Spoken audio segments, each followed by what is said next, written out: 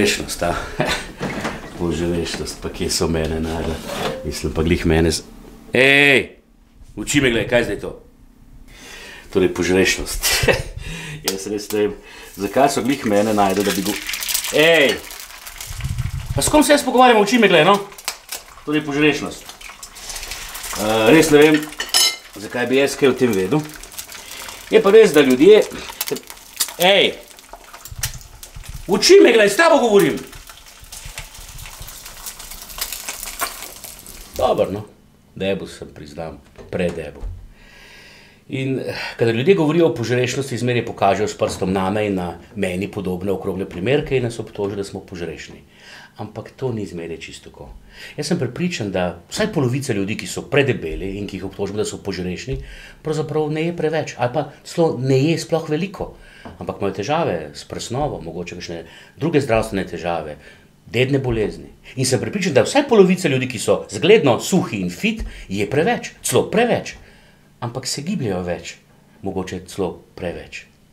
Jaz se rad tolažem, da jem napačne stvari ob napačnem času, predvsem pa, da se premalo gibljem.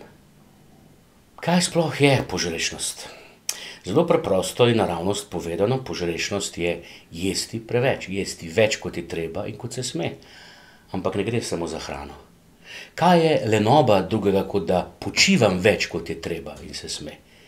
Kaj je jeza drugega, kot da čutim, predvsem pa povem na glas več, kot je treba in se sme? Kaj je lakomnost drugega, kot da hočem imeti več, kot je treba in se sme? Kaj je napuh drugega, kot da se počutim več, kot je treba in se sme, več kot drugi, da hočem biti več kot drugi? Kaj je nevoščljivost drugega, kot da hočem imeti več, kot je treba in se sme, več, kot imajo drugi, da si želim to, kar imajo drugi? Kaj je nečistost drugega, kot da svojemu telesu nudim in dam več, kot je treba in se sme, da poželim telo drugega? In tako lahko vidimo, da se je požrešnost v svoji požrešnosti zažrla vse preostale grehe. In se mogoče celo motijo cerkveni očetje, ko so rekli, da je napuh največji od vseh grehov. Jaz glasujem za požrešnost. In je že v tem glasu napuh, da bi greh, ki me najbolj prizadene, veljal za največjega. Kaj torej storiti? Najprej se je treba zavedati, da je greh že premagan. Da je Jezus vse naše grehe in grešna nagnjanja že nesel na križ. Da jih je pribil na križ in da je greh že mrtev zaradi križa. To ne pomeni, da mi greh nič ne more, ne, ampak da ima greh samo toliko moči, kolikor mu jo jaz v svoji nemoči dam sam. Na to se je treba odločiti. Ne jemati, ne jesti, ne piti, ne imeti, ne čutiti, ne govoriti, ne želeti več, kot je treba in se sme. Najboljše je, da začnem deliti.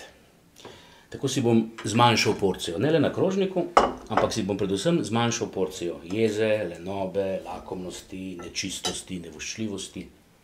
Ker bom vse, kar imam, delil z nekom drugim. Vse težave, probleme, grehe, napore bom delil z Jezusom, ker imam pa več, bom delil z bližnjim. Prid, sed se, za oba je dovolj.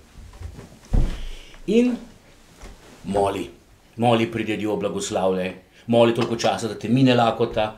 Moli toliko časa, da pride kdo mimo, s katerim boš lahko delil in si boš zmanjšal porcijo.